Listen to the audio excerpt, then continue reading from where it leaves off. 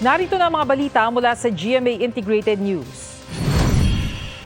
15 na ang namatay sa magkakahiwalay na landslide sa Davao Region ayon kay Director Ednar Dayanghirang ng Office of Civil Defense o OCD Region 11 sa panayam ng Super Radyo DCBB. Bukod sa 11 nasawi sa Moncayo, Davao de Oro, kasama rin ang 2 nasawi sa Davao City at tig-isa sa Maragusan, Davao de Oro at sa Davao Occidental.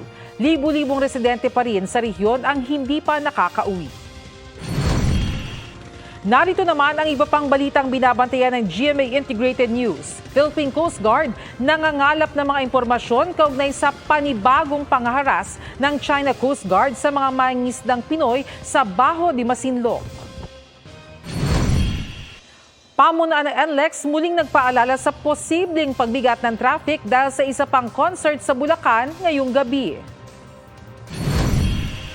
At draft ng LPA sa labas ng PAR magpapaulan sa Soc-Sargen. Amihan, patuloy na nakaapekto sa Hilagang Luzon ayon sa Pag-asa.